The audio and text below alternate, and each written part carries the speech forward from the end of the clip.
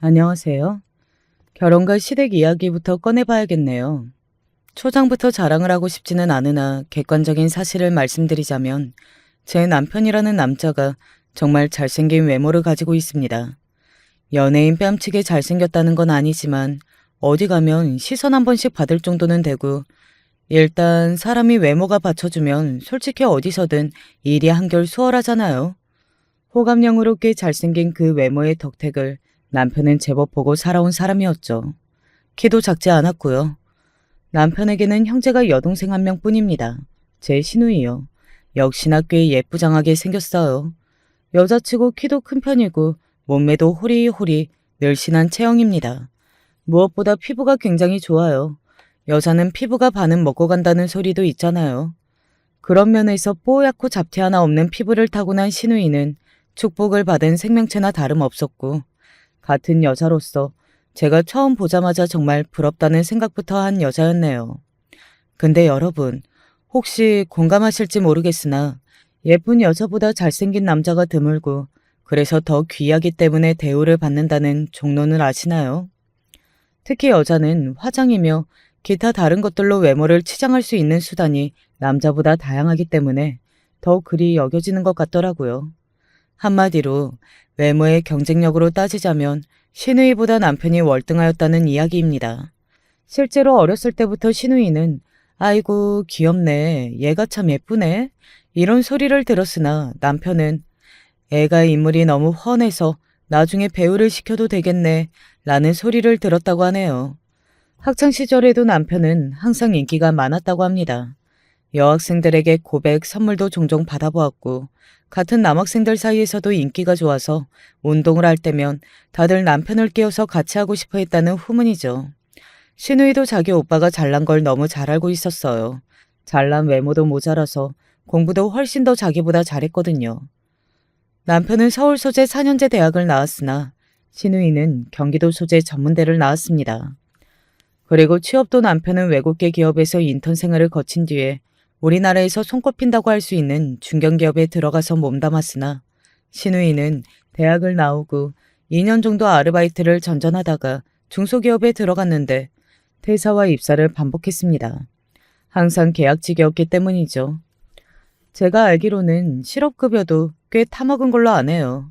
계약직으로 다녔던 곳들도 소위 물경력이라고 해서 앞으로의 재취업에 크게 도움이 되기 어려운 전문 지식을 요구하지 않는 단순 사무 일만 반복하는 그런 곳들이었고요. 그러니 시누이가 나이가 차더라도 경력이 쌓이더라도 연봉을 높여서 새로 일자리를 잡을 수 없었죠.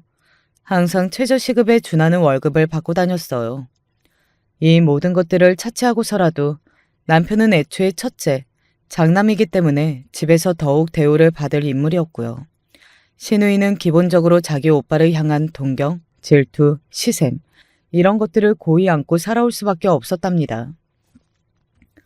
타고난 성정 자체도 새침하고 급하고 감정적이고 좀 그랬거든요. 매사에 묻어나고 분란 일으키는 걸 싫어하고 우직하고 조용한 걸 좋아하는 남편과는 완전히 반대였습니다. 남편의 특성이 어디에서 기인했겠나요? 당연히 시부모님으로부터였죠. 시아버지께서는 상당히 남자답게 생기신 분이었으며 과묵하셨는데 시어머니께서 고운 미모를 지닌 분이셨어요. 남편의 잘생긴 눈, 코, 입은 시어머니로부터 물려받은 것입니다. 그럼 혹시 시어머니의 성정이 시누이처럼 좀 그랬냐고요? 아니요. 놀랍게도 그렇지는 않았어요. 시댁 네 식구 중에서 시누이의 성격만 유독 튀었고요. 굳이 시누이의 성격과 닮은 인물을 집안에서 찾아보자면 시할머니라고 볼 수 있었습니다. 시할아버지께선 돌아가신 지 꽤 된 시점이었고요. 시댁 집안의 재산은 시할머니께서 다 쥐고 계셨는데 제 시부모님을 포함한 집안 어른들은 전부 우리가 모르는 재산이 반드시 있을 것이다. 이렇게 추측들을 하고 계셨죠.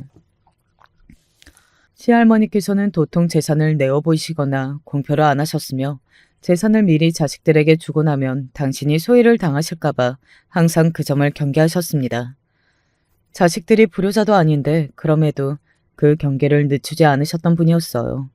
아무튼 이런 부분이 존재하였기에 시댁은 믿는 구석이 있는 경제적으로 걱정 없는 집안이었고요.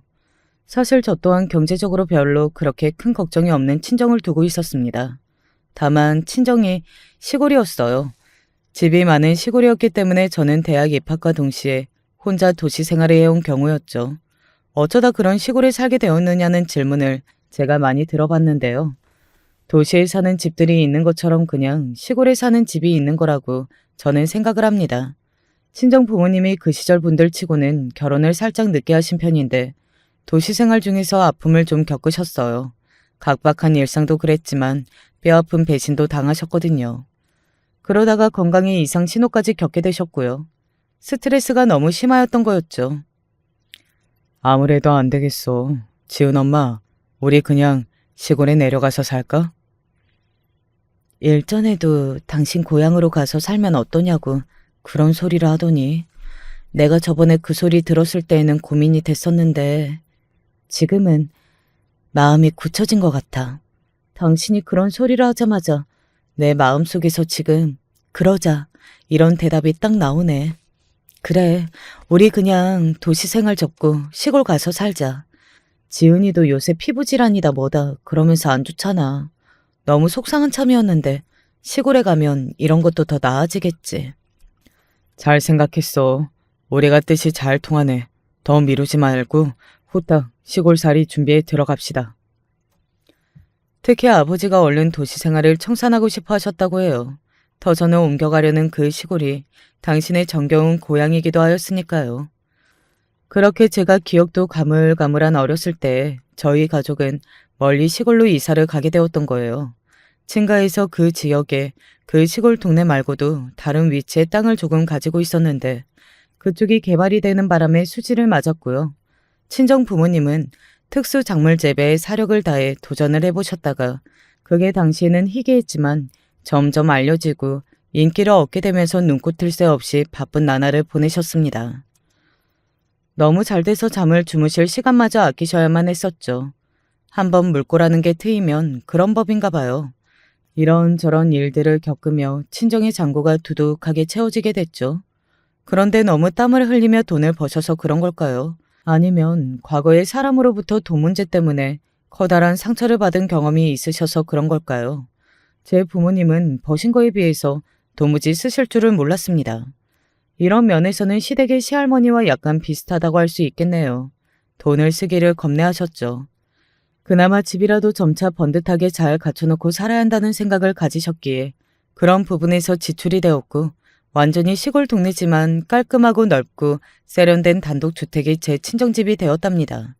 부모님은 항상 바쁘셨고 그래서 저는 학교에서 시간을 오래 보내는 아이였어요. 천만다행으로 제가 공부를 깊이 하는 아이가 아니었고요. 자연스레 책을 많이 보고 학업에 열중하고 이런 일상을 보내게 되었답니다. 대학은 서울에 있는 곳으로 갔고요. 기숙사에서 대학 생활을 시작했었다가 시간이 지나 자취방을 구했었죠.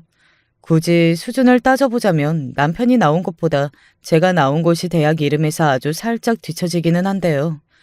저는 장학금 지원이라는 조건을 보고서 이 대학을 선택했던 것이라는 특이사항이 있답니다. 취업은 전공에 맞춰서 했는데 여기가 업계 특성상 급여가 굉장히 짜요. 하는 업무 그 수준에 비해서 박봉으로 일을 시작하는 게 대부분이었죠.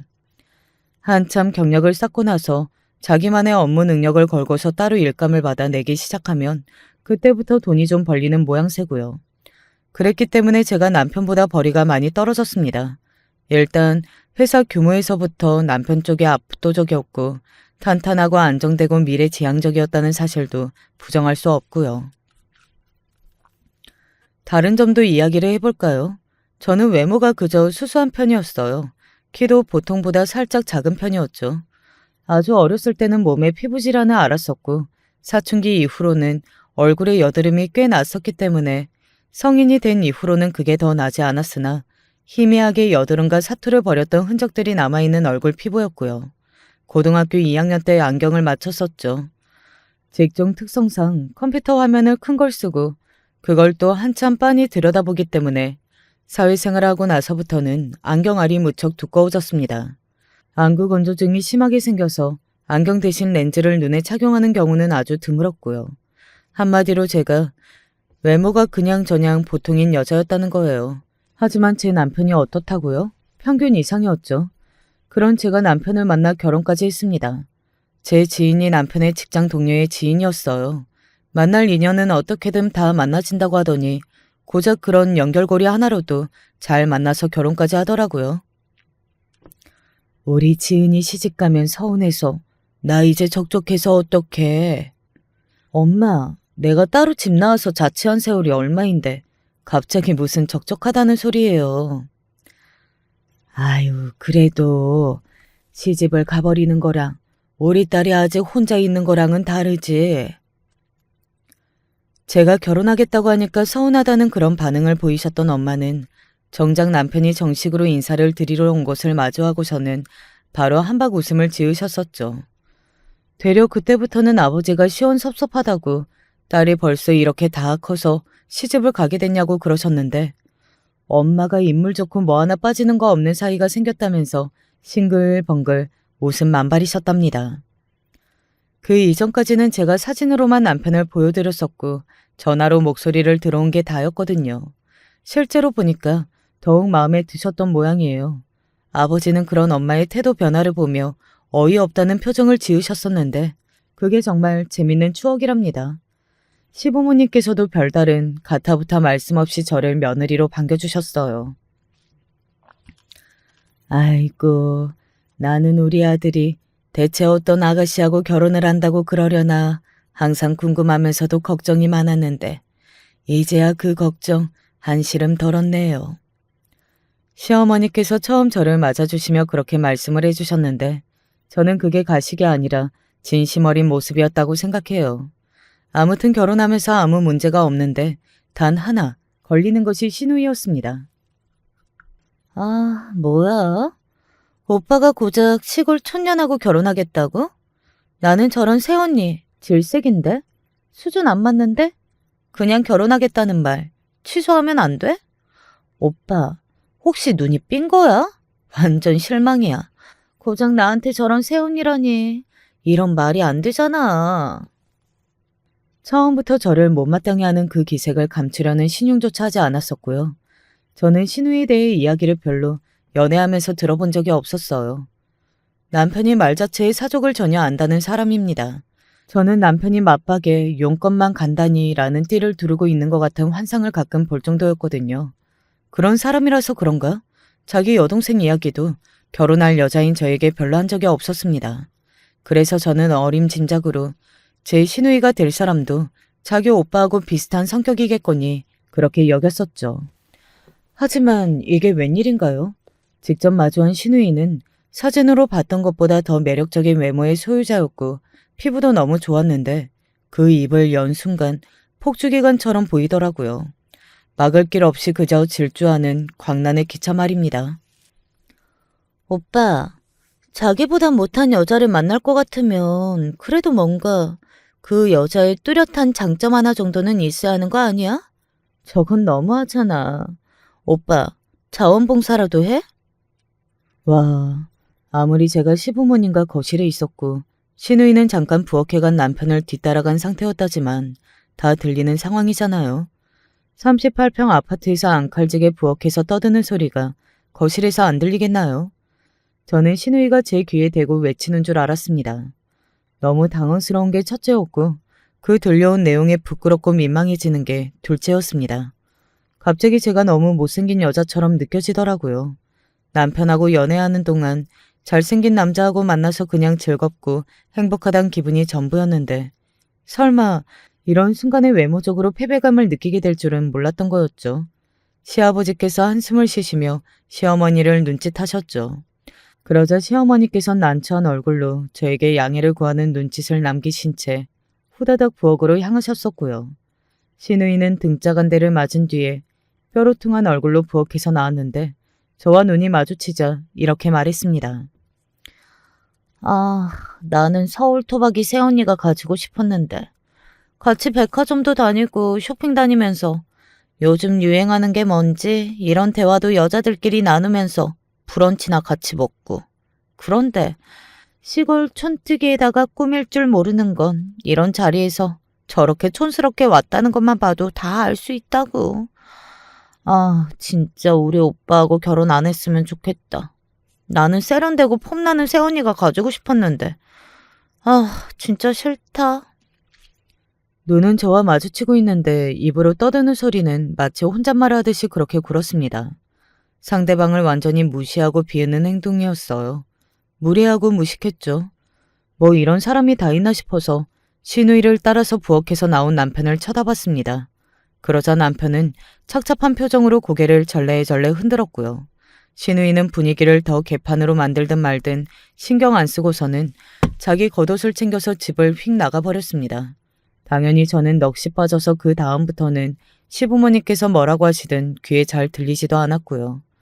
그런 와중에 추가로 또 황당했던 점은 신우이가 완전히 골 때리는 무례를 저질렀음에도 그걸 맹렬히 비난해야 마땅하셨을 시부모님께서 약간은 말을 두둔하는 듯이 구셨다는 대목입니다. 너무 오냐오냐 키웠더니 얘가 완전히 공주님이라 나이만 먹었지 철이 좀 없어서. 시어머니께서 그렇게 말씀하시며 한숨을 내쉬셨고요. 옆에선 시아버지께서도 머쓱해하고 난감해하실 뿐 당신의 딸을 비난하는 말씀은 전혀 안 하셨습니다. 못 볼 꼴을 보였다든지 자식이 제정신이 아니라든지 겉으로 말씀으로나마 그렇게 구실 수 있는 거였잖아요. 그런데 전혀 안 그러시더라고요. 게다가 저는 생각지도 못하게 신우이가 기분이 너무 상한 모양이니까 오늘은 이쯤 가보라는 그런 축계령을 들었습니다. 이만 가봐도 좋겠다고 그냥 그런 식으로만 시어머니께서 말씀을 해주셨어도 됐을 텐데 굳이 신우이의 기분이 상한 게 주된 이유라는 걸 알려주셔서 제 기분이 무척 가라앉았죠. 너무 당황스러운 심정을 아는 채로 시댁을 나섰었고 난감한 표정의 남편이 그때 신우이가 어렸을 적에 아팠던 적이 있었다고 하면서 바로 그 점 때문에 시부모님께서 크게 못 혼내시고 오냐오냐 봐주신 거라는 사실을 저에게 알려주었습니다. 제멋대로인 녀석인 건 알고 있었는데 설마 그렇게 경우 없이 굴 줄은 몰랐다. 나도 내 동생하고 같이 지내는 게 아니고 대화를 많이 하는 것도 아니니까 잘 모르고 있었어. 신우이가 버르장머리 없이 군 걸 제가 이해해줬으면 좋겠다고 남편이 말을 했는데 저는 이해가 안 갔어요. 남편이 워낙 무감하고 무심한 성격인 건 연애하면서 제가 알게 되었으니 자기 여동생이 그렇게 굴 줄 몰랐다고 하는 소리는 납득이 갔는데요. 신우이가 어렸을 때 2년 정도 병원 생활을 했던 것과 성격이 개차반인 것과 대관절 무슨 상관이 있다는 것인지 이 대목이 이해가 안 되었던 것입니다. 그렇게 따지면 세상에 성격 파탄이 난 미친놈들 투성이게요. 당연히 신우이는 원체 타고난 성질머리가 더러웠던 것이 나중에 드러난 진실이었고요. 어렸을 때 아팠던 것을 핑계로 더 마구잡이로 굴었던 것뿐이네요. 시부모님께서 워낙 든든하고 믿음직스러운 장남을 좋아하시니까 신우이가 질투를 계속 많이 했었는데요. 이걸 또 시부모님께서 잘 알고 계시기 때문에 속으로 항상 신우이한테 자식 차별한 것 같아서 미안해하고 계셨습니다. 참나, 신우이의 입장에서 보자면 자기한테 세상이 온통 관대하게 돌아가는 것이었네요. 신우이는 제가 깡촌 시골 출신이고 외모도 별로이고 촌스럽고 재미없어 보여서 너무너무 마음에 안 든다고 초장에 딱 잘라 주장하였고 딸이 그렇게 나오니까 시부모님께서는 이걸 어쩌나 싶어졌으나 결국에 저는 남편과 결혼하였죠. 남편이 저와 결혼하고 싶은 이유를 제가 가진 장점을 시부모님께 정확히 전달을 드렸던 건데요. 대체 촌스러운 못난이로 보이는 저라는 사람의 장점이 뭐냐며 신우이가 선제 공격을 했던 것에 대한 대답이기도 했습니다. 남편이 알려드려서 시부모님께서는 그제야 제 친정 집안이 돈 걱정은 안 하고 살아도 괜찮을 수준이라는 걸 아시게 되었습니다. 제 친정이 그냥 시골에서 농사 좀 짓고 땅이 싼 곳에 집 좀 크게 해서 살고 이런 정도인 줄만 알고 계셨던 시부모님께서는 그게 아니라 친정 수준이 생각보다 본격적이라는 걸 아시고서 당장 결혼식 날짜부터 잡자고 그러셨어요. 그러다가 얼렁뚱땅 결혼식을 올리고 신혼집을 구해서 그렇게 살았었네요. 남편하고 결혼하는 거지 제가 신우이하고 결혼하는 것도 아닌데 마음에 걸릴 게 있다고 한들 그게 결혼하지 못할 이유까지는 못 된다고 여겼었죠. 그리고 살다 보면 사라진다는 말처럼 신우이하고도 괜찮은 관계가 될 수 있을 거라고 생각도 했었습니다. 사람은 겪어보지 않은 것에 대해 자만하기 쉽다고 하던데 제가 딱 그랬던 것 같네요.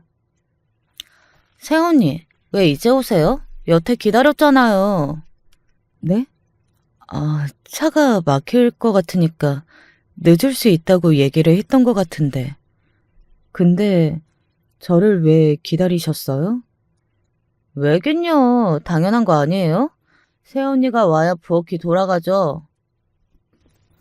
봐. 신우이 그 떽떽거리는 게 얼마나 귀따갑던지요. 제가 시댁에 도착하기 전에는 요리를 안 하는 거. 그게 대체 무슨 경우인가 싶었네요. 시어머니께서는 난처하고 부끄러워하는 눈치였고요. 아유, 민정아. 너도 어지간히 해라. 내가 그냥 먼저 차려놓으면 된다고 했잖아. 엄마, 이런 건 며느리가 해야 하는 거야. 엄마가 그러면 며느리 앞에서 체면이 하나도 안 산다? 그렇게 우스운 시어머니가 되고 싶은 거야? 엄마가 그렇게 되면 나도 따라서 우스워져. 옛말에 시어머니보다 시누이가 더 얄밉다더니 시누이는 제가 고생하는 것을 보고 싶어서 환장한 사람 같았습니다. 시어머니께서는 당신의 딸이 못된 성격이라는 걸 알면서도 항상 팔은 안으로 굽는다는 걸 실천하시는 분이었고요. 저를 향해서 네가 좀 이해를 해라. 이런 눈치를 언제나 주셨습니다. 근데 제가 이때 또 판단을 잘못했던 게 시어머니도 그렇고 시댁에서 저한테 시누이를 이해해주는 착한 사람이라고 그렇게 생각을 해주는 것 같으니까 이게 싫지가 않다고 여겼던 거예요. 저한테 이해심이 많다고 마음씨가 넓다고 그런 소리가 들려오면 그게 칭찬이고 인정인 줄로만 알았습니다. 지나고 보니까 시누이를 두둔하기 위해서 그저 저를 달래는 신용에 지나지 않았던 것뿐이었는데 말이죠. 성질 더럽고 못된 시누이가 실세였으나 어쨌든 시부모님이 어른이시잖아요. 그리고 제가 며느리인 이상 가장 신경을 쏟아야 할 존재는 당연히 시어머니셨고요. 그래서 저는 시어머니께 모난 것 없이 잘하려고 구는 며느리가 되었습니다.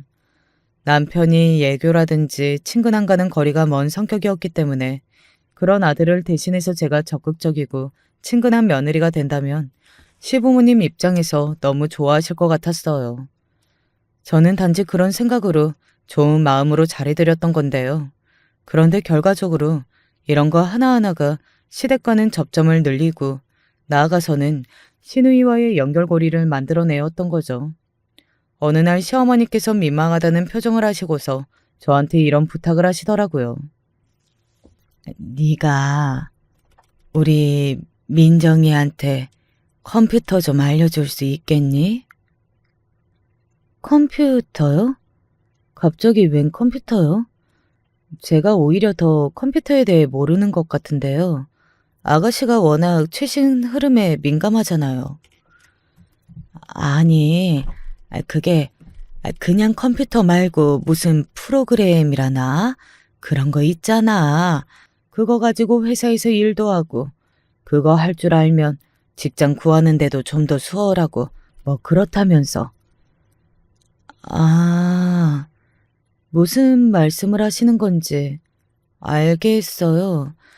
기본적인 건 아가씨도 할 줄 알 테니까 편집 프로그램을 말씀하시는 것 같은데 그건 학원을 가는 게 나아요. 요새 그런 거 수업하는 학원들 엄청 많거든요. 짧게 다니는 과정도 있을 거예요. 우리 민정이도 그렇다고는 하더라. 내가 그런 거 알려주는 학원은 없냐고 하니까 많기야 많다고 하던데.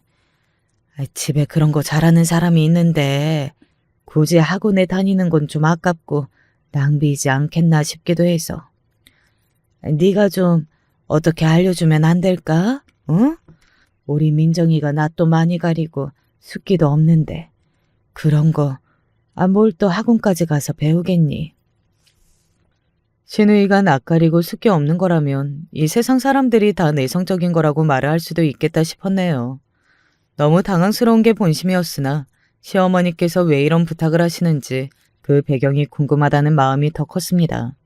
알고 보니까 계약직으로 전전해온 시누이가 또 일을 그만두었는데 이번에는 계약 만료 사유가 아니라 본인이 그냥 퇴사를 했다더라고요. 심각한 퇴사 사유가 있었던 건 아니었고 그냥이요.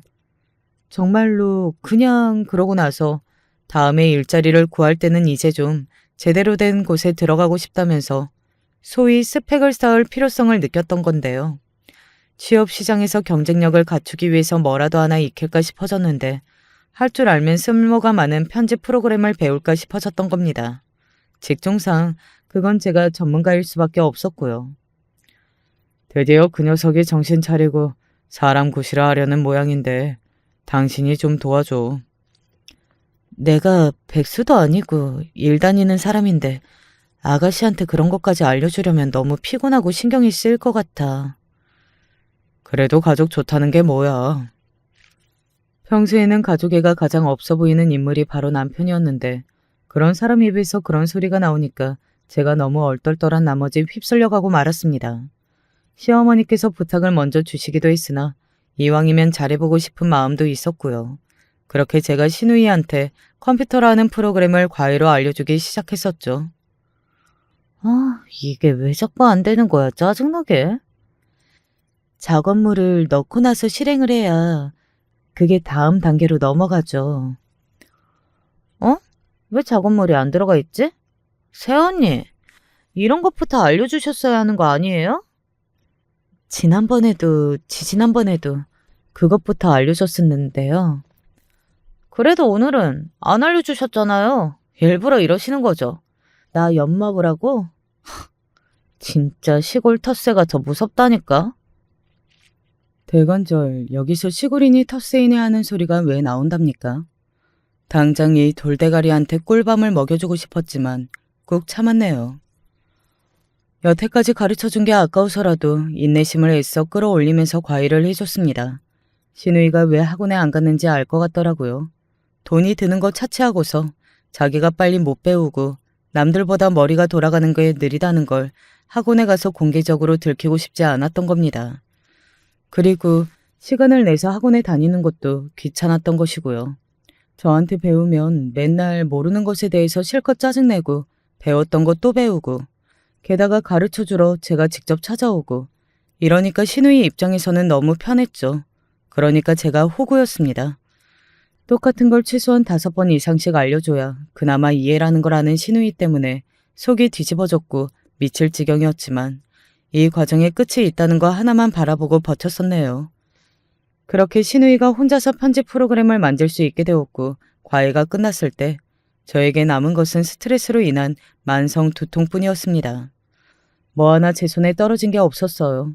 시부모님은 저에게 고맙다고 하셨고 남편은 그동안 애썼다며 저에게 가족끼리는 돕고 살아야 한다고 했습니다. 그래서 제가 어이없어 하다가 신우이한테 말했죠. 아가씨, 적어도 고맙다는 말은 못할지언정 수고했다는, 덕분에 배웠다는 뭐 그런 소리 정도는 해주셔야 하는 거 아닌가요? 제가 진짜 아가씨한테 한 번도 그런 비슷한 인사조차 못 들어본 것 같아서 그래요. 뭐야? 지금 생색내는 건가? 기가 막혀서 정말. 그냥 잘 끝났으면 그런 줄이나 알지. 왜 이렇게 인사를 받으려고 할까? 촌스럽게. 내가 이래서 못생기고 꽉 막힌 재미없는 새언니는 반대였던 건데. 내가 이럴 줄 알았어? 지금 사람이 이야기하는데 어디를 보고 대답하시는 거예요? 혼잣말 하는 척하면서 별소리 다 하고 그러는 거 정말 나쁜 버릇이에요. 그런 것 좀 하지 마세요. 제가 차분하게 일침을 놓았더니 신우이는 자기가 어린애도 아니건만 그저 뾰루퉁하게 굴더라고요. 저는 또 진짜로 어이가 없었고요. 속이 터졌죠. 아, 괜히 가르쳐준다고 했구나 싶은 후회가 들어서 너무 속상했습니다. 그런데다가 시어머니께서는 저에게 따로 연락 주셔서 하시는 말씀이 너무 그렇게 빡빡하게 굴지 말라고 하시더군요. 우리 민정이한테 말 좀 부드럽게 하고 잘 타일러주고 그러면 좀 안 되겠니? 세상에, 저는 지난 몇 달간 신우이한테 온갖 개소리 다 들어왔고 그거 다 혼자서 꾹 참고 넘겼는데 시어머니께서 그렇게 말씀하시니까 억울한 기분마저 들더라고요. 그래서 저도 그동안 제가 당한 신우이의 건반증 언행에 대해 조목조목 다 떠들어 봤습니다. 그러자 시어머니께서 다 듣고 나시더니 목소리를 바꾸시며 저보고 네가 이해해라 그러시더라고요. 신우이가 저한테 일침을 당하고 나서 울었다는 얘기도 하셨었고요. 어휴, 울었다는 그 소리 들으니까 제가 또 할 말이 없어졌던 거죠. 어버버하다가 전화를 끊었고요. 사실 울었는지 그 진위 여부도 알 수 없었는데 말이죠. 그런데 그 편집 프로그램 힘들게 가르쳐놨더니 신우이가 취업은 안 하고 장사를 한다고 했습니다. 시부모님을 조르고 졸라서 작게 카페 차려달라고 신우이가 그랬던 거예요. 아니 그럴 것 같으면 대체 저는 왜 그걸 다 가르쳐줬던 걸까요? 정말 허무했네요. 죄다 인테리어 전문 업체한테 맡겨서 맞춤 제작인데요. 화분은 새언니가 사주셔야 할 것 같아요. 개업 화분이요? 당연하죠. 네, 그럴게요. 생각해보니까 제가 너무 당연한 걸 부탁드렸던 거네요. 그럼 진짜로 필요한 거 따로 부탁드릴게요. 레이스 커튼 좀 사주세요. 유리 통창 가리려고요. 한숨이 나왔으나 씨름하기 싫어서 알겠다고 했습니다. 그랬더니 자기가 고른 레이스 커튼 인터넷 판매처 주소를 보내면서 함께 벽에 거는 소품 그림 액자 제품들 판매처 주소도 함께 보내더라고요. 가격이 은근히 비쌌습니다. 그래서 제가 이런 거 왜 이렇게 비싸냐고 그랬더니 신우이가 자기한테 돈 쓰는 게 아깝냐면서 확 짜증을 내더군요. 새언니는 친정이 시골 깡촌이라서 돈 쓸 것도 없는 집안 아니에요? 사진으로 보니까 친정집도 되게 좋던데. 좋게 해놓고 집에 한 번도 같이 놀러 가자고 안 했으면서 개업 선물도 안 주려고 하시다니 진짜 속 좁네요. 제가요, 열불이 터졌지만 똥이 더러워서 피한다는 생각으로 그냥 사줬습니다. 제 돈으로 결제했고 대신에 남편 카드로 제가 필요한 겉옷 하나 그때 새로 사 입었네요. 저는 신우이가 이럴 때는 저한테 친정이 잘 산다는 얘기를 하고 아닐 때는 제가 땡 잡았다고 돈 잘 버는 자기 오빠 물어서 제가 편하게 산다고 얘기를 하는 게 도대체 어느 장단에 맞춰야 할지 몰라서 머리가 아팠습니다. 막무가내 폭주기관차 신우이는 제 스트레스의 근원이었어요. 시부모님께서 자식 목이 이긴다는 심정으로 차려주신 신우이의 카페는 오픈빨로 처음엔 장사가 잘 됐으나 며칠 지나고 나서부터 손님들이 심드렁한 반응을 보여왔어요. 이유를 듣자 하니 신우이가 내놓은 수제 디저트가 혹평을 받은 모양이었습니다. 정성스레 만들었는데 왜 이렇게 된 줄 모르겠다고 신우이는 짜증 만발이었고요. 신우이의 신경질에 시어머니께서 한숨만 쉬시다가 저에게 좀 도와달라고 그러셨던 건데요. 그래서 제가 확인해보니 신우이가 만든 쿠키의 맛이 벽돌을 먹는 맛이었습니다. 어라? 쿠키의 맛이 왜 이래요? 쿠키 아니고 스콘이거든요? 아, 촌스러워. 웬 쿠키야? 시골티 좀 내지 마세요. 이런 데서 또 시골 운운하는 신우이가 이젠 정신병자로 보였네요. 인터넷에서 블로그 보고 직접 만든 것이라고 하길래 제가 알만하다 싶었죠. 직접 옆에서 편집 프로그램을 알려주고 또 알려줘도 못 알아듣던 게 신우이였는데 인터넷 블로그만 보고 따라 만든 결과물이 좋을 리가 없었습니다. 그때 제 직장이 사무실 이전 준비에 서서히 들어가면서 일감을 줄이고 있었어요. 솔직히 저는 시간적 여유가 있었고요. 그래도 바쁜 척을 할 것을 신우이 좀 옆에서 도와달라는 시어머니의 부탁을 들어드리고 말았습니다. 제가 또 바보였죠.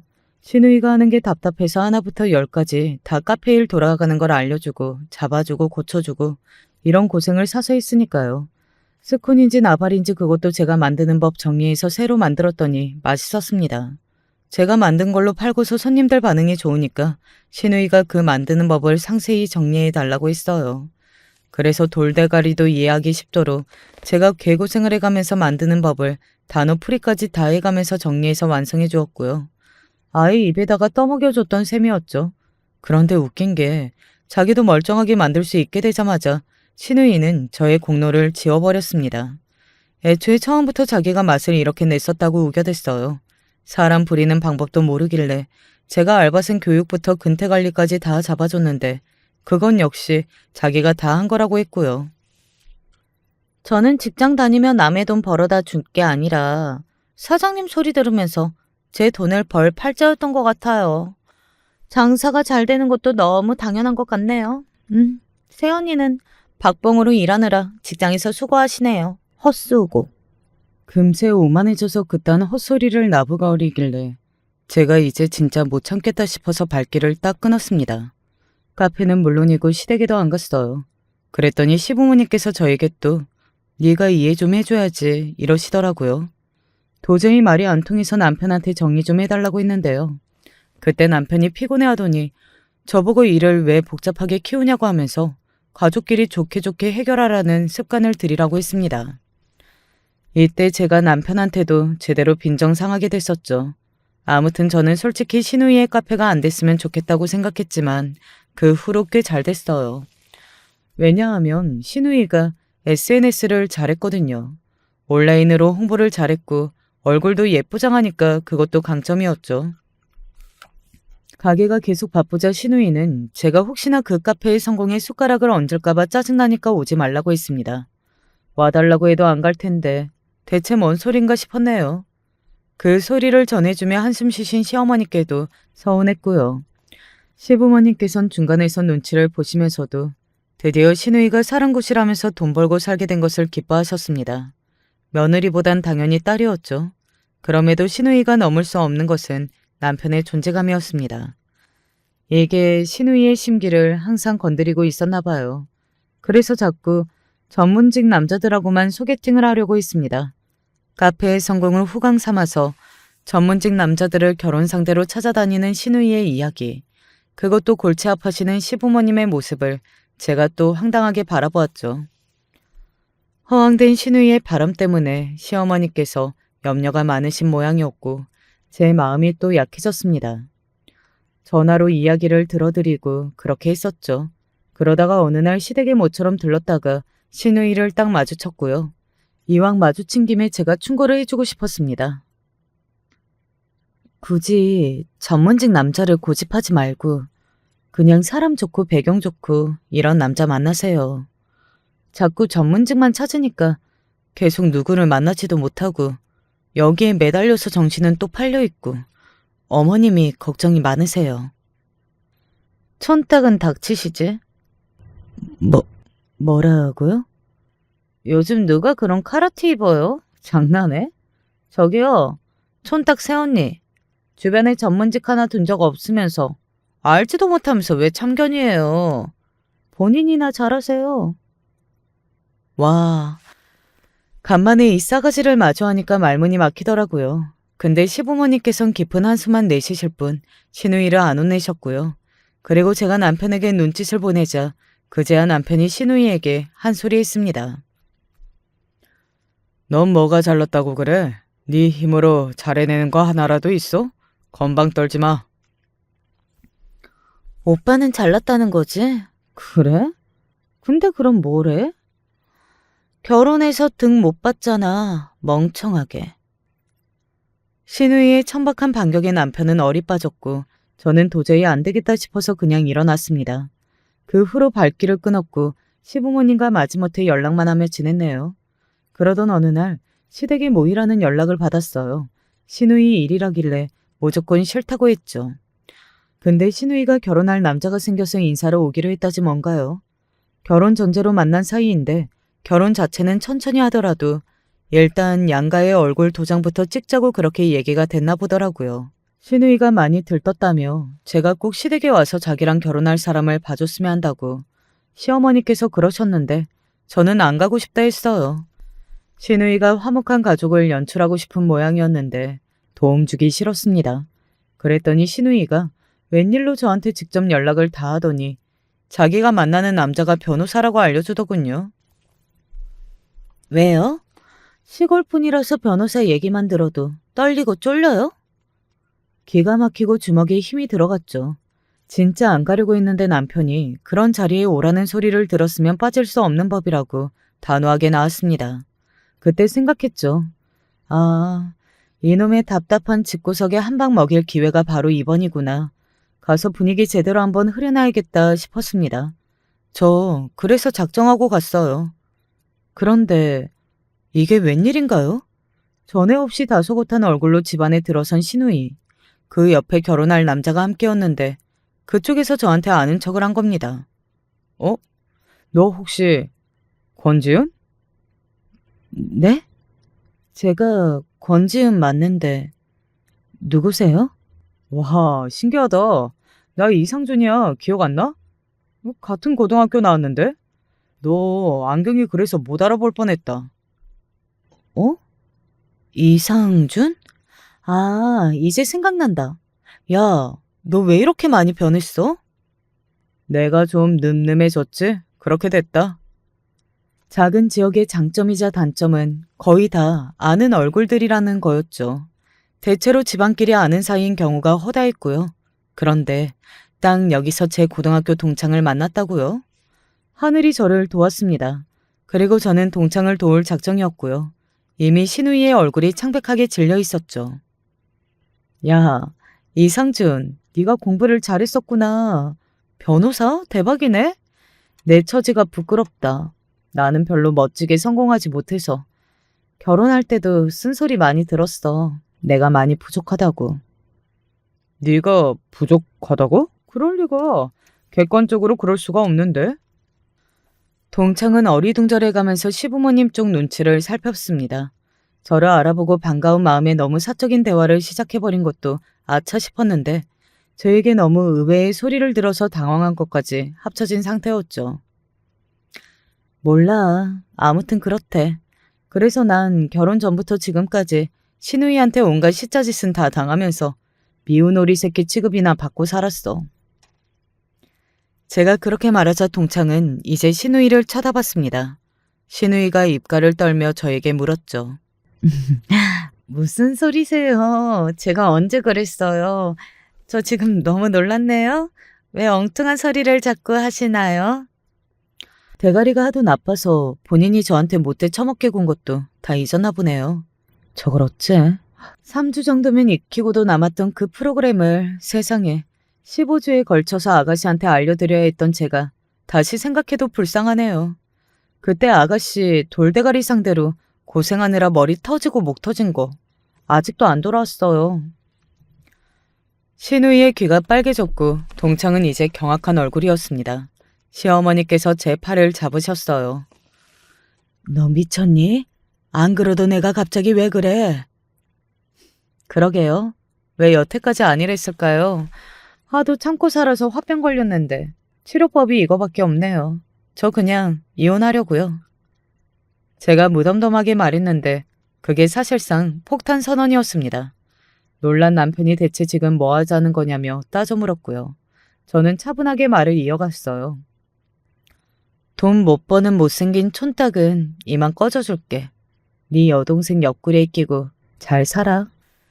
제 말이 끝나자마자 신우이는 동창을 붙잡으며 지금 상황이 너무 이상하다고 호소했습니다. 하지만 동창의 눈빛이 흔들리고 있었어요. 지은이네 집안 되게 괜찮은데. 잘 사는데. 지은이도 성실하고 어디 가서 말 나오게 행동할 애가 아닌 걸로 아는데. 그렇다면 대체 너희 집안은 뭐하는 집안이길래 지은이를 저렇게 몰아세운 거야? 이래놓고 나한테 사귀자마자 결혼 얘기부터 꺼낸 거였어? 감각 뛰어나서 자기 가게도 잘 꾸미고 성격 외향적이고 집안도 탄탄하고 뭐 그런 줄로 알았다가 나 지금 되게 충격이다. 충격이라뇨. 아니에요. 상준 오빠가 진짜로 지금 오해하신 거예요. 신우이가 눈물까지 떨구며 동창에게 예언했고 제가 코웃음을 쳤습니다. 오해는 무슨. 야, 손바닥으로 하늘을 가려. 인성 파탄 난 게 애먼 사람 인생까지 망치려고 어디서 가식적으로 연기실이야? 시원하게 외친 뒤에 가방을 챙겨들었죠. 동창을 보며 말했습니다. 너는 이 집안이랑 연 맺든지 말든지 해. 나는 연을 끊을 참이야. 내가 미쳤어? 이 꼴 보고도 무슨 연을 맺어. 나 살려줘서 고맙다. 동창은 질색을 하며 그렇게 대답하더니 신우이를 차갑게 째려봤고 시부모님을 향해서 짧게 목례만 남긴 뒤 저와 함께 시댁을 나섰습니다. 집안에서 짧게 얘기하고 연락처 주고받았고 다음에 만나서 대화를 나누기로 했네요. 동창이 먼저 차를 타고 가버리자마자 남편하고 시어머니 두 사람이 나와서 저를 찾았습니다. 민정이 지금 울고불고 난리도 아니야. 그래서요? 모자란 자식 어머님하고 아버님이 평생 끼고 사셔야죠. 왜 저한테 화를 내세요? 저한테 책임 없어요. 제가 차갑게 받아치자 시어머니께서는 얼굴에 열이 오른 모습으로 남편을 향해 이혼하는 거 찬성이라고 하셨습니다. 하지만 남편은 제 앞에서 무릎을 꿇었어요. 미안하다. 내가 여태까지 생각을 완전히 잘못하고 있었어. 내가 장남이고 뭔가 결혼하고 나니까 가족들한테 잘해야 한다는 그런 마음이 강해졌는데 스스로 실천은 잘 안 되고 그래서 당신한테만 자꾸 뭐라고 했던 것 같아. 내가 치사했어. 앞으로 이런 꼴 2번 다시 안 보게 해줄게. 약속해. 그러니까 제발 기회를 주라. 남편이 길바닥에서 무릎 꿇고 저에게 용서를 빌자 시어머니께서 넋이 나가버렸습니다. 마치 멍멍 울면서 저에게 따져 물으러 나왔던 시누이가 그 광경을 보고 뒤집어졌죠. 자기 오빠가 저한테 무릎 꿇으면서 빌고 자기 모치는 기절 직전이고 시누이가 거품 물만 했습니다. 저는 그 꼬라지 보기 싫어서 집으로 갔다가 얼른 짐 챙겨서 그냥 친정으로 향했어요. 이튿날 친정에 정장 입고서 남편이 찾아왔습니다. 저는 일감이 줄어든 상태였기에 휴가 내면 직장에서 땡큐인 시기였으나 남편은 함부로 못 그랬을 텐데요. 그럼에도 당일 휴가를 확 쓰고 와버린 것이었어요. 친정 부모님 앞에서 무릎 꿇고 빌더군요. 자기가 여태 뭐에 씌인 것처럼 행동을 잘못했었다고 그랬습니다. 저한테 사정 다 듣고 나섰던 친정 부모님은 원래 화가 단단히 나신 상태였으나 남편이 자기 잘못 다 인정하면서 용서를 비니까 그냥 한숨만 계속 쉬시더라고요. 남편이 말하기를 저랑 이혼할 생각이 전혀 없다고 간밤에 자기 가족들한테 선언했다고 했습니다. 그랬더니 시누이는 오열하면서 자기 속마음을 밝히기를 결혼 잘해서 남편을 이겨보려고 했었다는 겁니다. 저보고 맨날 잘난 자기 오빠 물어서 득을 받니 어쨌니 그랬던 게 시누이였는데 사실은 자기 오빠를 질투하는 심리가 그 안에 항상 있었던 거예요. 그 소리를 듣고 시부모님께서는 나이가 몇인데 아직도 그런 생각이나 하냐고 하면서 시누이 보고 제발 정신 좀 차리라며 뒷목 잡으셨다고 합니다. 장남이 이혼을 안 하겠다고 하는데 그럼 며느리 비위 맞춰줘야 되니까 이제 시누이보다 제가 더 시부모님께 우선순위가 되어버렸죠. 저는 어디 한번 남편이 어떻게 행동을 하는지 앞으로 좀 지켜보고 이혼 결정을 하겠다고 했습니다. 그런데 그 후로 제가 시댁에 연락받을 일도 없었어요. 이래도 되나 싶게 고요하고 평화로웠죠. 시누이의 카페는 쇠락의 길을 빨리 걸었습니다. 기분 파인 시누이는 파혼 이후에 개판으로 굴었고 그러자 알바생들도 도망가고 매니저는 고용노동부에 신고하고 아주 난리가 났던 모양이에요. 그래서 급하게 다른 사람한테 헐값에 권리금만 받고 가게를 넘겨버렸습니다. 시부모님께선 시누이 때문에 미칠 노릇이었으나 당신들의 업보로 보였네요. 이제 휴일이면 저는 남편하고 친정에 가서 시간을 보내다 오기 시작했죠. 동창의 친척 어른 한 분이 이웃에 사시는데 제가 친정에 들렀을 때 마침 방문을 주셔서 저에게 고맙다는 인사를 주시기도 했었답니다. 참고로 동창은 꽃집을 운영하는 엄청난 부잣집 딸하고 결혼해서 잘 사는 중이에요. 저는 남편하고 이혼 안 했고요. 남편이 앞으로 잘하겠단 말을 지켰기 때문입니다. 저희 부부 사이에서 아들도 태어났고요. 제 임신을 핑계로 슬그머니 시부모님께서 연락을 해오셨었죠. 그러더니 아이가 태어난 이후로 눈에 꿀이 뚝뚝 떨어지셨습니다. 시누이요? 찬밥 다 됐죠. 친손자가 빙긋 웃는 거 한 방에 골칫덩이 딸 자식의 존재감은 사라졌습니다. 시누이는 저한테 배웠던 거 그걸 좀 의지해서 어디 사무직에 뒤늦게 취직했어요. 시부모님께서 시누이의 신용카드를 다 잘라버리셨거든요. 용돈도 끊어버리셨고요. 일 안 다니면 길바닥에 쫓아낸다고까지 하셨습니다. 시누이는 울면서 억지로 취업을 할 수밖에 없었죠. 취업하고 2달 만에 다시 가게 내달라고 시부모님 앞에서 징징거렸으나 직접 돈 모아서 창업하라는 대답이나 들었습니다. 시누이는 저를 원망했으나 소용없었어요. 죄다 제 편인 것을 점차 인정하는 수밖에 없었죠. 시간이 더 지나자 시누이는 저한테 슬슬 길면서 말 붙이려고 노력을 해왔습니다. 새언니, 제가 어쩌다 예쁜 손가방 하나가 생겼는데 혹시 쓰실래요?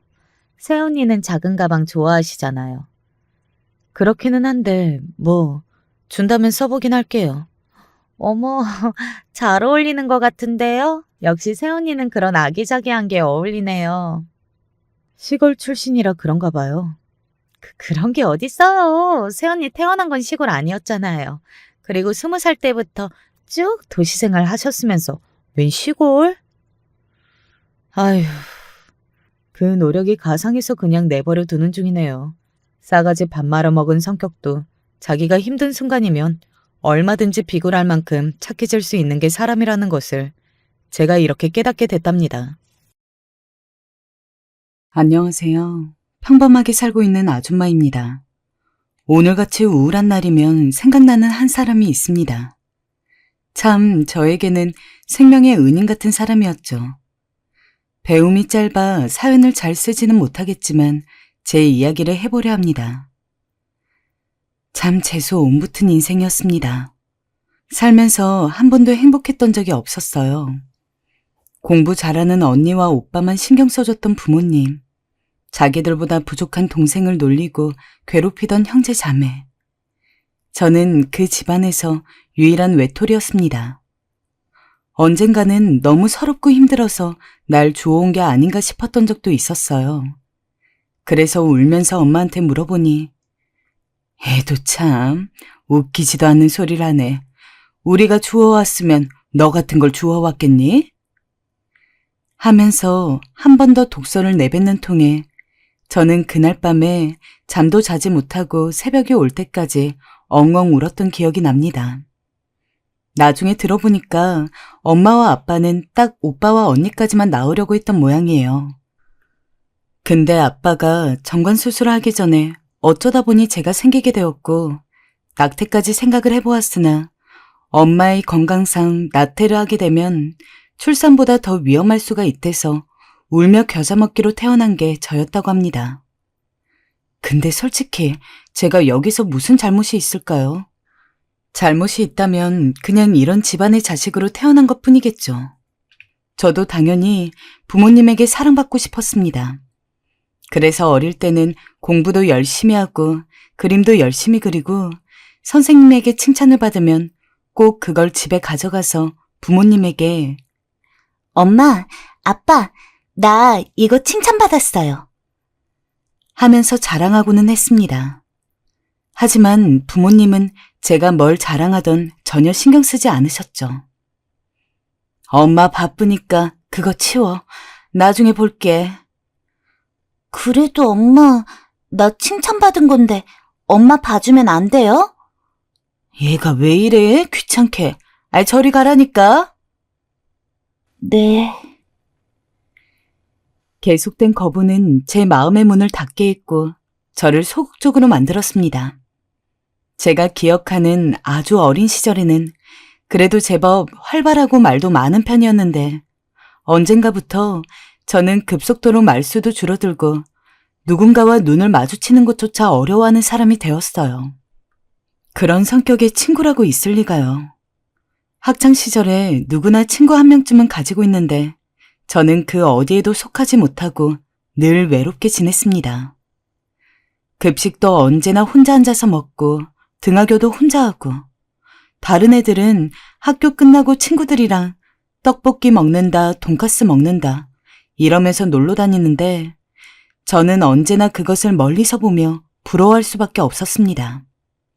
친구가 있었으면 해서 어떻게든 말을 걸어보려고 했으나 어쩐지 말을 걸면 부모님이 저한테 그랬던 것처럼 귀찮아하고 싫어하는 반응이 올 것만 같아 두려워서 말도 걸지 못했어요. 그러던 어느 날은 어떤 애가 절 놀리듯이 그런 말을 하더군요. 윤수야, 너는 벙어리야? 뭐? 벙어리냐고. 왜 학교 와서 입을 꾹 닫고 있어?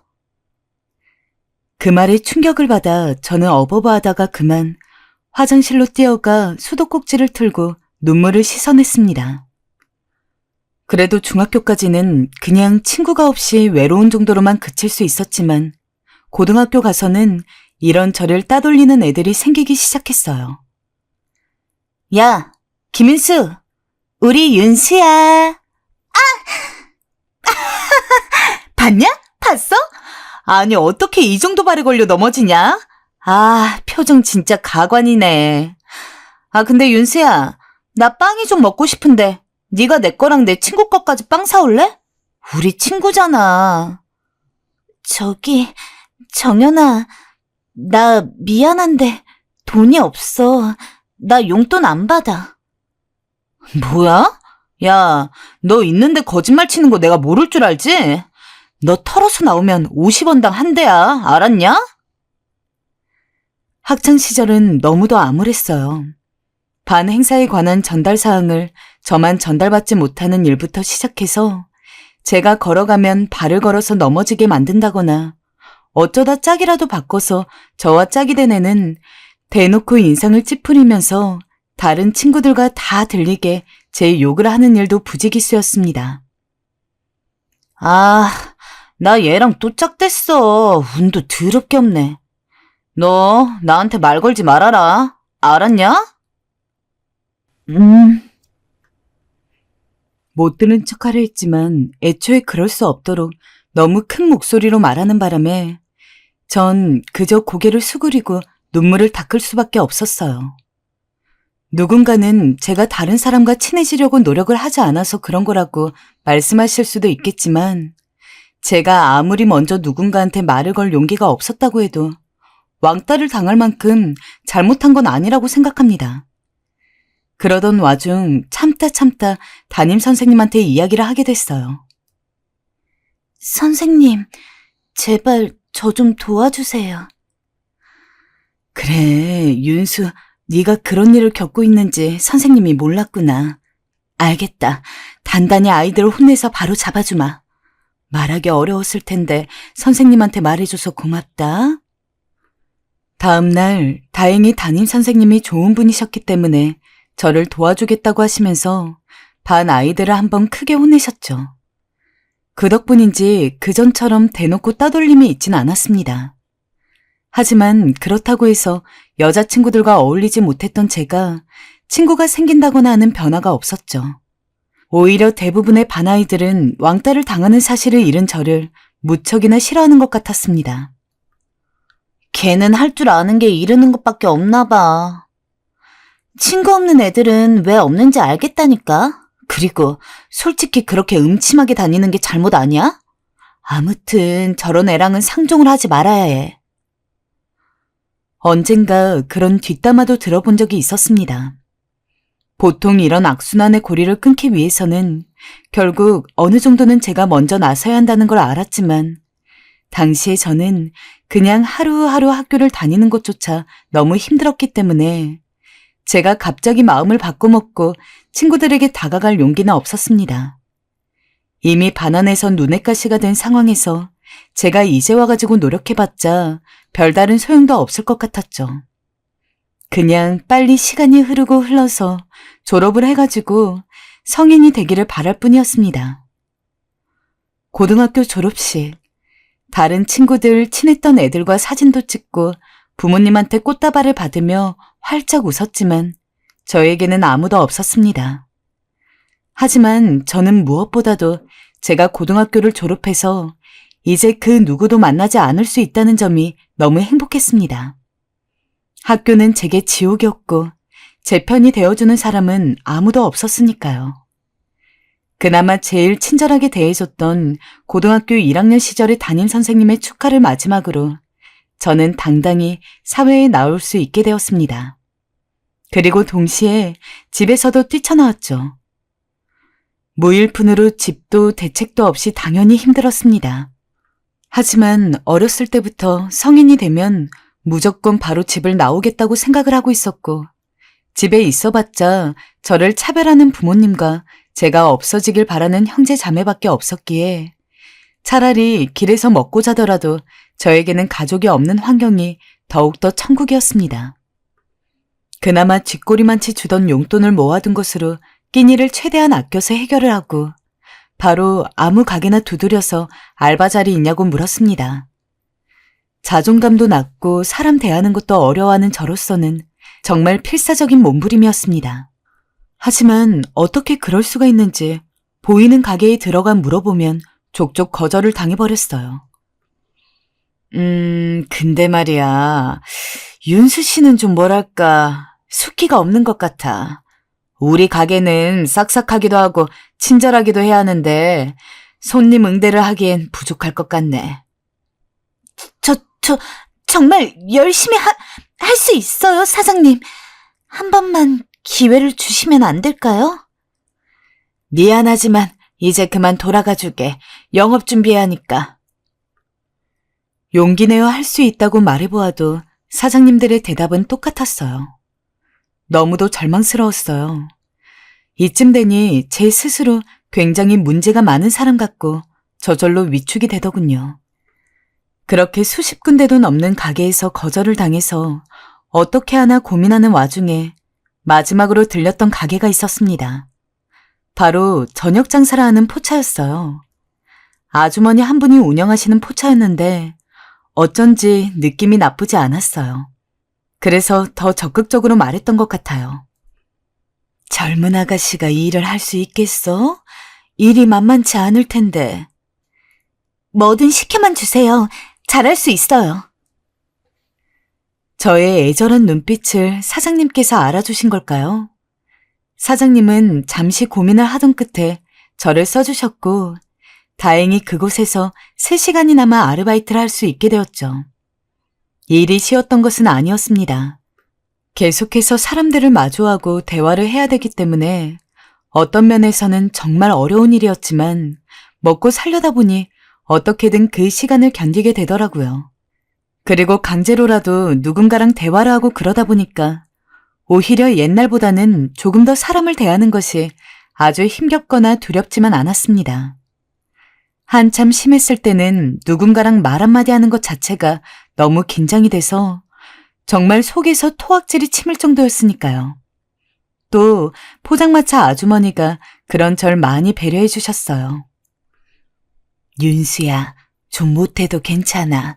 너무 겁먹지 말고 주문만 잘 받아. 알겠지?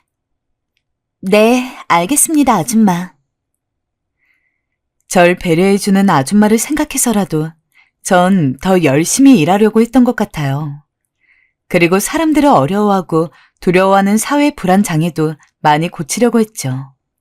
마음을 고친다는 게 쉬운 일은 아니었어요. 말씀드렸다시피 과거 어머니 아버지에게 겪었던 학대와 방치, 친구들로부터 왕따 나간 기억은 제 마음속 깊은 상처로 자리하고 있었으니까요. 허나 아주머니의 따스함과 그 알바를 하면서 만나게 된 남자 덕분에 조금은 극복할 수 있게 되었어요. 저 너무 예쁘셔서 그런데 혹시 남자친구 있어요? 네? 남자친구요? 없는데요. 아, 그럼 저 이상한 사람은 아니고요. 최태훈이라고 하는데요. 요 포장마차 회사에서 일을 하고 있어요. 언제 같이 술 한잔 하실래요? 남자의 고백은 정말 적극적이었어요. 당연히 처음에는 이 남자가 왜 나한테 이렇게 고백을 하나? 싶었고 불안이 앞섰어요. 괜히 이상한 사람 같고 신흥 종교 사이비 단체는 아닌가 걱정되고 그래서 몇 번이나 거절했지만 끈질기게도 포차에 들락거리며 마음을 표현하는 바람에 나중엔 저희 사장님까지 알게 되셨어요. 윤수야, 그 사람 허우대도 좋아 보이고 괜찮아 보이던데 한번 가볍게 만나봐. 젊은 나이에 연애하지 언제? 아, 그건 그런데 잘 모르는 사람이기도 하고. 에이, 다 모르는 사람들끼리 만나 연애하고 결혼하고 하는 거지. 나도 남편이랑 아예 생판남으로 소개받아서 만난 거야. 만나보고 아니면 안 만나면 되지. 솔직히 그때쯤엔 저도 조금 마음이 흔들리고 있었는데 사장님이 그렇게 말씀해 주시니 마음이 더 동하더라고요. 전 그날 덥석 그 남자와 근처 커피숍에서 차를 한잔하게 됐어요. 정말 충동적으로 말입니다. 그런데 술자리에서 만나보니 생각보다 말투며 행동이며 정중한 사람이었고 가치관도 올바른 사람 같았어요. 문제는 제 마음이었죠. 그 남자가 절 그리 좋다고 해주는데도 쉽게 마음의 문이 열리지 않았어요. 맨날 예쁘다고 해주고 맨날 귀엽다고 해주고 그런 칭찬은 부모님에게도 받아본 적이 없었기에 솔직히 의심부터 하게 되더라고요. 자존감이 낮아서였을 겁니다. 나보다 더 좋은 여자 충분히 만날 수 있는 사람이 왜 나한테 자꾸 이러지? 거절도 여러 번 했고 피해 다니기도 여러 번 피해 다녔습니다. 하지만 남자는 제가 피할 때는 군말 없이 자리를 비켜주면서도 어느 정도 시간이 지나서 제가 괜찮아졌을 거라고 판단이 되면 꼭 다시 돌아와서는 계속해서 사귀어달라, 연애해달라고 이야기했습니다. 저는 연애를 해본 적도 없고 앞으로도 연애할 생각은 없어요. 사람을 만나는 게 많이 무섭고 솔직히 지금 왜 저한테 이렇게까지 매달리시는지 전 모르겠거든요. 그쪽이 진심이라면 그냥 다른 더 좋은 사람 만났으면 좋겠어요. 그러나 거절하면 거절할수록 더욱 불타는 건지 뭔지 남편은 저를 포기하지 않았고 결국 그냥 조금 사귀면 알아서 나가 떨어지겠거니 싶어서 결국 저는 연애를 하게 되었습니다. 하지만 그 남자와의 연애는 제 상상 그 이상이었죠. 조금 우유부단하지만 그래도 다정한 사람이었고 제대로 된 사랑을 받지 못했던 저에게 진짜 사랑이 뭔지를 알려준 유일한 사람이었습니다. 평생 저를 홀대한 부모님 밑에서 자랐기 때문에 결혼 생각도 없었고 설사 결혼을 하더라도 절대 애를 낳지 않겠다고 다짐했던 저인데 그 사람은 이러한 제 생각까지도 어느 정도 바뀌게 만들어줬습니다. 한 5년 사귀다 보니까 자연스럽게 그런 생각이 들더라고요. 내가 이 남자랑 결혼을 하면 어떨까? 이 남자랑 결혼을 해서 가정을 꾸리고 아이까지 있다면 어떤 기분일까 하고요. 향후 그 남자가 한 프로포즈를 아무 말 없이 수락했던 것도 제 스스로가 제 자신이 그런 생각을 할 수 있는 사람이란 걸 알려줬기 때문입니다. 하지만 결혼 후에 행복했던 일만이 있는 것은 당연히 아니었습니다. 처음 결혼 허락을 받을 때부터 시어머니는 제가 그리 탐탁지 않아 보였죠. 아니나 다를까 결혼을 하고선 남편과 분가를 했는데도 시어머니는 시도 때도 없이 찾아와서는 잔소리 아닌 잔소리를 퍼부었습니다. 얘, 너는 어쩜 청소 하나 제대로 못하니? 아니 내가 분명 먼지는 살살 털어서 깨끗이 하라고 했거늘 그거 하나 못하는 거야? 그리고 내가 너 아침엔 환기하라고 했니 안 했니? 창문이 왜 열려 있는 거야? 어머님 죄송한데요. 저 아까 아침에 환기했다가 날씨가 추워서 문을 닫았어요. 청소할 땐 계속 창문을 열고 있어야지. 너 그런 기본적인 것도 부모한테 못 배운 게야? 아니 도대체 사돈은 뭘 가르치신 거니? 아휴, 대체 어디서부터 널 가르쳐야 하는 건지. 네가 이렇게 못 배운 애인 줄 알았으면 내가 널 처음부터 며느리로 허락도 하지 않았다. 시어머니의 뼈아픈 잔소리들은 아무리 들어도 익숙해지지가 않았어요. 세상엔 몇십 번, 몇백 번을 해도 익숙해지지 않은 것도 있다고 하잖아요. 저한텐 시어머니가 그런 존재였어요. 저절로 이게 시집살이구나 싶더라고요. 시어머니가 뭐라고 하든 무조건 웃으면서 괜히 트집 잡을 일 없게 잘하려고 했지만 제가 아무리 열심히 노력한다고 하더라도 시어머니가 이를 알아주질 않았습니다. 그리고 제일 불만이었던 건 말이었어요. 같은 말을 해도 어다르고 아다른데 시어머니는 사람 가슴 아픈 부분만 콕콕 찔러가며 자기 할 말 하는데 큰 재주가 있으셨어요. 여보, 미안해. 엄마 때문에 힘들지? 남편한테 이야기할 수도 없었습니다. 남편은 이미 시어머니가 저에게 이렇게 시집살이를 시킨다는 걸 알고 있었지만 원체 효자이기도 하고 성격 자체가 강단이 없어서 중재를 잘 못하는 편이었거든요. 그래서 늘 시어머니가 돌아간 뒤 저와 둘이 방에 있을 때마다 자기가 미안하다며 사과를 하고 제가 힘들어하는 것을 공감해주는 게 전부였습니다. 그나마 도련님이 제 편이 되어주었습니다. 남편보다 5살이 어린 도련님은 당시 여자친구 없이 시어머니와 시아버지와 함께 살았는데 제가 명절 때나 시부모님 생신 때나 중요한 날에 시댁에 가서 시어머니에게 시집살이를 당하고 있으면 언제나 도련님이 와서는 말려주었습니다. 엄마, 왜 그렇게 자꾸 형수님한테 그러세요?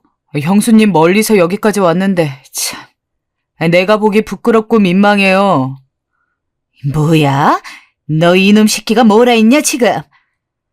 형수님이 아침부터 와서 전 부치고 만두 만들고 다 하고 계시잖아요. 잘하고 있는 분한테 왜 입을 대세요? 자꾸 잔소리 하실 거면 엄마가 옆에서 좀 돕기라도 하든가요. 그리고 형수님도 엄마한테 할 말은 해요. 저희 엄마가 형을 너무 애지중지 키워가지고 형수님 아무 잘못 없는데도 그냥 마음에 안 들어하는 거니까 너무 개념치 않아도 되고요. 아니에요, 도련님. 어머님께서 맞는 말씀 하신걸요. 제가 더 잘해야죠. 어머님, 이거 만두는 모양 더 신경 써서 만들게요. 저도 화가 안 난 건 아니에요. 허리가 갑자기 아프다며 본인은 아무것도 안 하시고 저한테 일반적으로 잔소리만 해대시니 솔직히 이미 열은 받을 대로 받았어요. 그러나 몇 번 안 되는 명절날 괜히 저로 인해 집안에 갈등 생기고 싸움이 나는 건 또 싫더라고요. 사실 시어머니를 제외하면 시아버지도 도련님도 남편도 모두 제게 잘해주고 하나라도 챙겨주려 했으니까요. 그래서 제가 낮은 자세로 시어머니에게 다가가 아니라고 기분 나쁘지 않다고 아이 달래듯 한 적이 한두 번이 아니었어요. 물론 시어머니는 당연하게 제 사과를 받아들이셨죠. 그래, 내가 하는 말은 다 널 위해서야. 네가 하도 부족하고 모자르니까 내가 말을 하는 거라고. 너도 나중에 너 같은 며느리 두면 알게 될 거다. 얼마나 답답한지. 내가 이 정도 인격 되는 사람이니까 참고 사는 거다. 안 해도 되는 기분 나쁜 말까지 엎어가면서요. 그런데 도련님은 이런 일이 있으면 꼭 나중에 남편보다 먼저 제게 와서 저희 엄마 성격이 좀 그래요. 가끔은 저도 감당하기 힘들다니까요. 사실 결혼해서 한 가족이 되었다고 해도 남은 남이니까 보통 시부모님 제외하고 다른 시댁 식구들까지 알뜰하게 챙기는 경우는 못 봤는데 저 같은 상황에서는 제가 힘들 때 실질적으로 도움이 되는 게 도련님이다 보니까 자연스럽게 평소 뭘 살 때도 도련님 줄 거 하나 살까라는 생각이 절로 들었습니다. 어지간한 형수와 도련님 관계보다는 친근하게 지냈다고 생각을 해요. 도련님은 참 좋은 사람이었기 때문에 나중에 좋은 여자랑 결혼해서 잘 살았으면 좋겠다 하고 생각할 때도 있었죠.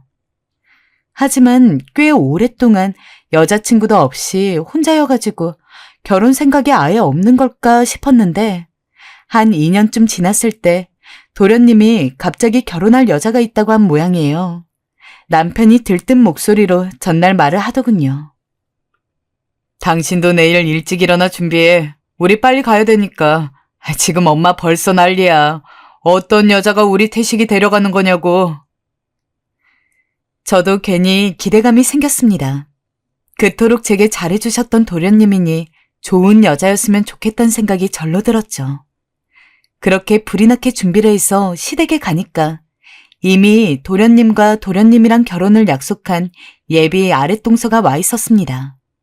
그리고 그 앞에는 시어머니는 깐깐한 표정으로 아랫동서를 위아래로 훑어봤죠. 어쩐지 결혼을 하게 되면 저처럼 시집살이에 시달릴 것 같아서 벌써부터 안쓰러웠습니다. 어색하게 인사를 하고서 시부모님 주변에 앉았는데 기다렸다는 듯이 시어머니가 온갖 질문을 하더군요. 정말 아주 무례한 질문들을 말입니다. 하지만 만약 저였다면 정말 당황하고 얼어붙었을 것 같은데 신기했던 건 아랫동서가 정말 막힘 하나 없이 술술 이야기했다는 점이에요. 그래, 아가씨 가족관계는 어떻게 되니? 어머니 아버지 직업은 뭐이고? 저는 어머니 아버지 남동생 하나와 같이 살고 있어요. 어머니는 택시 운전사이고 아버지는 작은 회사에서 일하세요. 두 분 다 맞벌이를 한다고? 가정 형편이 넉넉하지 않겠구나. 그럼 아가씨 돈은 얼마나 버나? 대식이한테 듣기론 영어 강사를 하던데. 저는 한 달에 200 정도 벌어요. 일 안 할 땐 부업처럼 번역일도 하고 있어서 그보다 더 벌 때도 있고요. 연봉도 우리 태식이보단 작네. 엄마, 이 자리가 어떤 자리인지 몰라서 그래요? 그만하세요. 무슨 취조하시는 것도 아니고 나중에 제가 하나하나 말씀드릴게요. 넌 조용히 하고 기다려봐라. 그럼 아가씨 집에 재산이나 뭐 모아둔 돈은 좀 있고? 게다가 시어머니가 아무리 까탈스럽게 이야기하며 반대를 하려고 해도 아랫동서는 전혀 굴하지 않았습니다.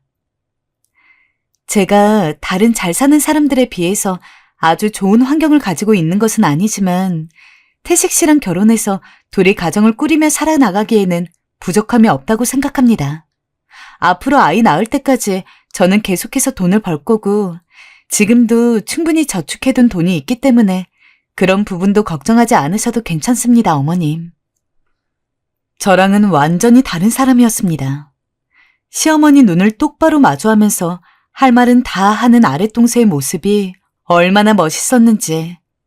게다가 말이 아랫동서지 그냥 바깥에서 만났으면 오히려 제가 더 동생이었습니다. 저보다 연상이라 그렇게 어른스러운 것도 있었던 것 같고 성격 자체가 당당하고 자신감이 넘치는 것 같았달까요? 천하의 시어머니도 아랫동서가 그렇게 똑 부러지고 야무지게 이야기를 하니까 아무런 말도 못하더라고요. 내심 아랫동서가 정말 부러웠습니다. 제가 저 성격의 반의 반이라도 닮았다면 지금은 더 훨씬 더 나았을 텐데 하는 생각이 말이죠. 게다가 아랫동서는 말투가 날카롭고 뭐래도 따박따박 이야기하는 경향이 있어서 얼핏 보기에는 조금 냉정해 보였지만 친해지면 정말로 가까운 사람 잘 챙길 줄 아는 좋은 사람이었습니다. 그러던 어느 날 제가 언제 한번 교통사고를 크게 당했어요. 장을 보고 오는 길이었고 신호가 없는 횡단보도를 건너는데 저를 미처 보지 못했던 차가 달려오다가 저를 치고 만 거였죠. 다행히 빠른 속도로 달리고 있는 차는 아니어서 심각할 정도로 다친 건 아니었지만 그래도 다리가 부러져가지고 한동안 제대로 움직이지도 못할 정도로 병원 신세를 져야 했습니다. 간병인 있으면 괜찮은데 굳이 이렇게까지 와서 안 돌봐도 돼, 동서. 제가 형님 돌볼 여력이 되는데 왜 굳이 돈 써가면서 간병인을 불러요? 그냥 미안해할 것도 없고 편하게 생각해요. 제가 하고 싶어서 하는 거니까. 아휴, 고마워서 어쩌나. 고맙긴요. 제가 하고 싶어서 하는 거니 고맙단 말 마세요, 형님. 아니, 그나저나 그 차 운전자는 뭐 하는 사람이에요? 사람이 횡단보도를 건너고 있으면 제대로 봐야지.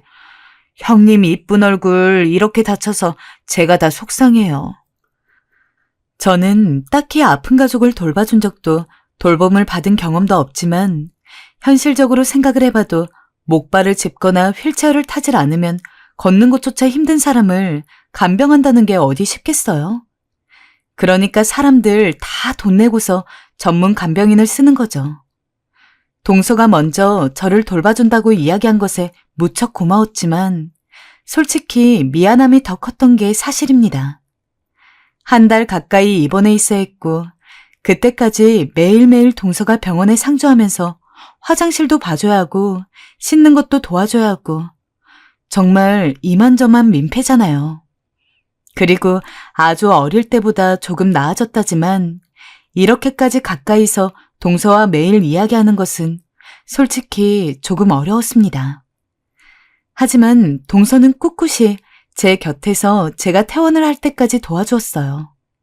제가 불편해하는 티가 분명히 났을 텐데 그것에 대해서 아무 말도 하지 않았죠. 대신에 가만히 이런 말을 던지기만 했습니다. 요새 사람 사귀고 그러는 게 참 어려워요, 형님. 저도 진짜 안 그래 보이겠지만 누군가랑 친해지는데 참 많이 생각을 해보게 되는 것 같아요. 그래도 노력을 하면 언젠가는 좋아지더라고요. 사실상 사회 부적응자나 다름없는 저를 위한 동서의 위로 아닌 위로였습니다.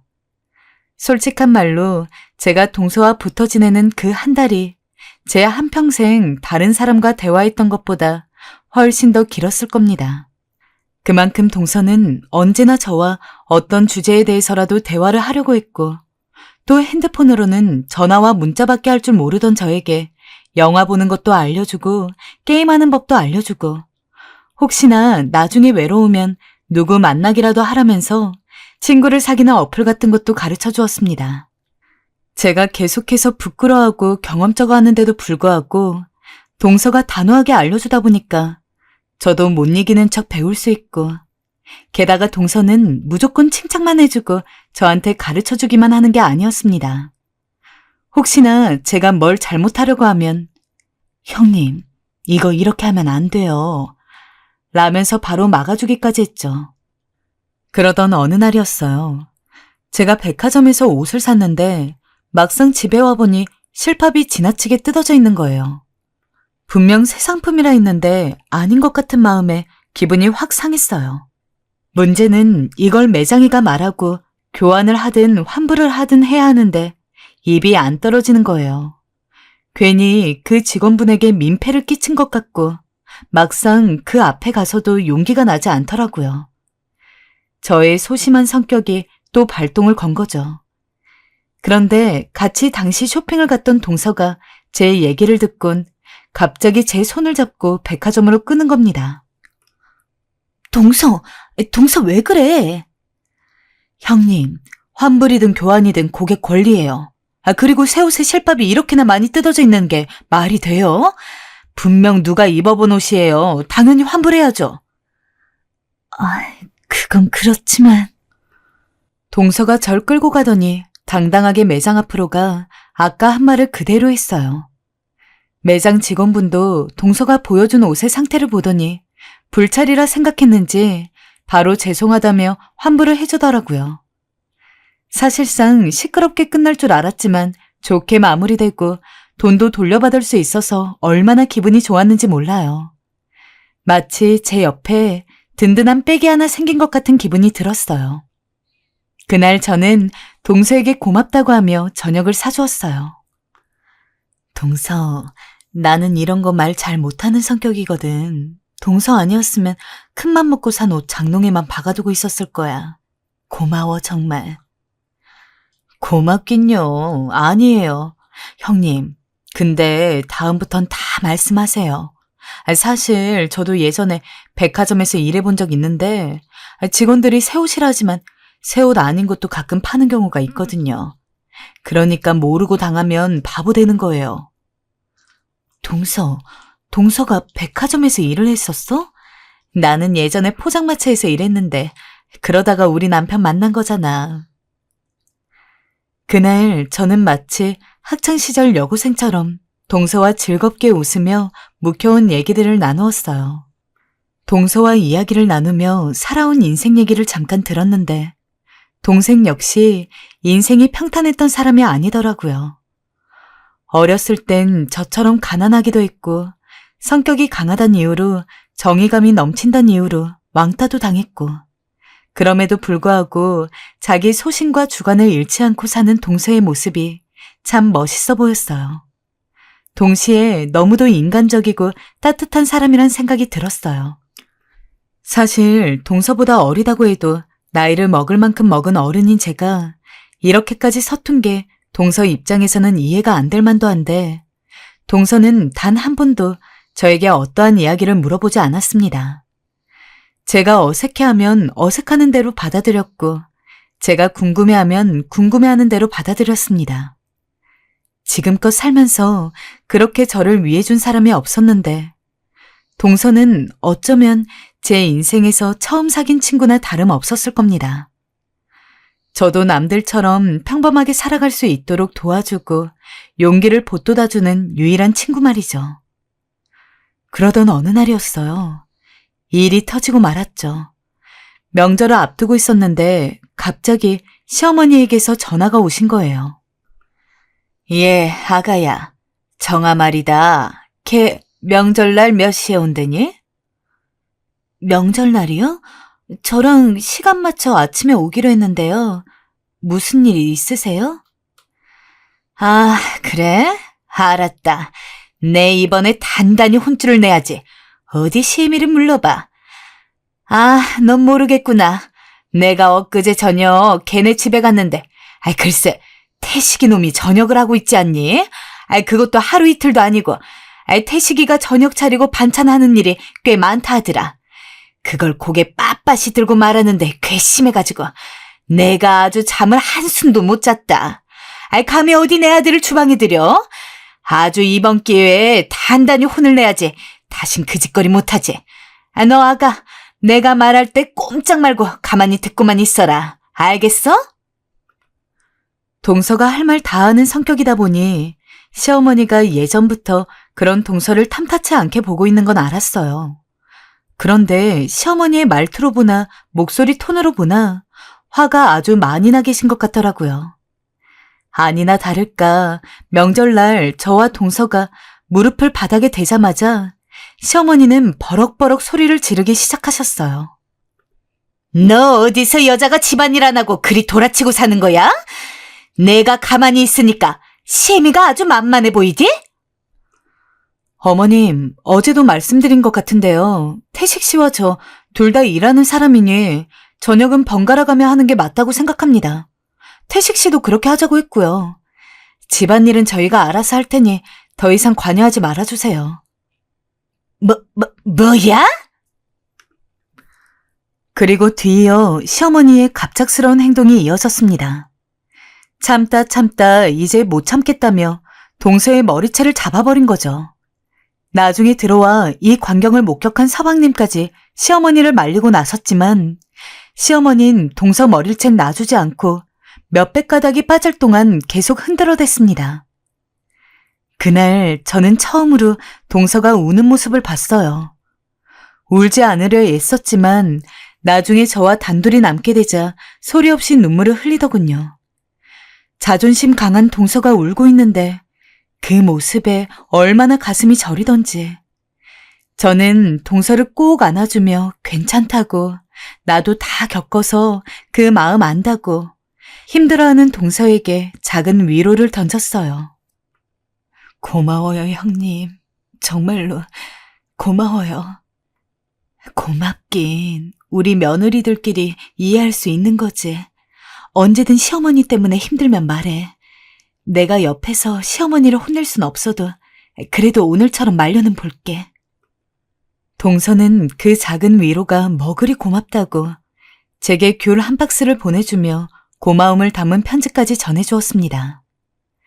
아이를 키우면서 산후우울증으로 힘들어할 때도 동서가 참 많이 도와줬습니다. 비슷한 때 아이를 낳아서 자기도 아이 키우기 힘들 텐데 아직 젖도 못된 애를 안고 와서는 저한테 기분 좀 풀리라고 삼계탕을 끓여주기도 했고 어떤 때는 남편들한테 각자 아이를 맡기고서는 저만 데리고서 영화도 보고 쇼핑도 한 적이 있었습니다. 아마 동서가 없었다면 제 육아는 너무 힘들고 지쳤을 것 같아요. 그래도 비슷한 처지에 있는 동서가 저보다 더 어른스럽게 저를 잘 봐주고 그래서 아이가 성인이 될 때까지 저도 힘내서 버틸 수 있었습니다. 그렇게 같이 한 살 한 살 나이를 먹고 아이까지 다 커서 독립을 시키고 나니까 이제 정말 제 인생에 있어서 가장 큰 목표 하나를 달성한 듯한 느낌이 들었습니다. 애가 어릴 때도 바빴지만 커가는 과정이 더 힘들더군요. 특히 대학 들어가고 그럴 때는 저도 신경 쓸 게 너무 바빠서 정말 하루가 모자랐습니다. 그 때문에 당시 한 1년 정도 동서랑 제대로 얼굴을 보지를 못했죠. 자식 때문에 너무 바빴던 날들이 많았으니까요. 동서를 보고 싶기도 했지만 시간을 내기가 도저히 어려워서 가끔 전화로 안부를 묻는 게 전부였으니 말 다 했죠.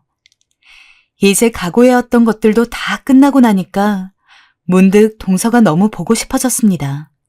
그래서 전화를 했죠. 동서, 우리 남편들 버리고 둘이서만 여행 다녀올까? 언젠가 동서를 만났을 때 동서가 일본 오사카에 다녀오고 싶다는 이야기를 한 적이 있었어요. 근데 바빠서 가기가 힘들다고 지나가는 말로 이야기를 한 적이 있었죠. 이제 서로 바쁜 것도 끝났으니 제가 호텔 값에 비행기 값 다 내면서 동서 여행이라도 시켜주고 싶었습니다. 하지만 동서가 아무 말도 안 하고 그냥 웃기만 하더라고요. 그러면서 다음에 연락 주겠다고 전화를 끊었습니다. 영 기분이 이상해서 서방님에게 연락을 해서 물어봤어요. 혹시 동서가 무슨 일 있냐고. 서방님은 한참을 머뭇거렸습니다. 그러더니 형수님은 제 와이프랑 잘 지냈으니까 조금이라도 일찍 아시는 게 맞을 것 같네요. 라며 믿을 수 없는 이야기를 꺼냈죠. 동서가, 그 건강하고 언제나 똑부러지던 동서가 암으로 시한부 판정을 받았고 이미 병원에 입원한 지 오래되었으며 앞으로 한 달 안에 죽을 확률이 크다는 이야기였습니다.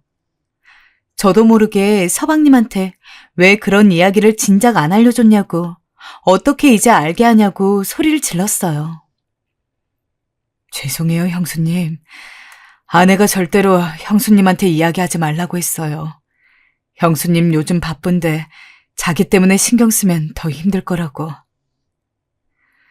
무슨 정신으로 동서가 입원한 병원에 갔는지 모르겠습니다.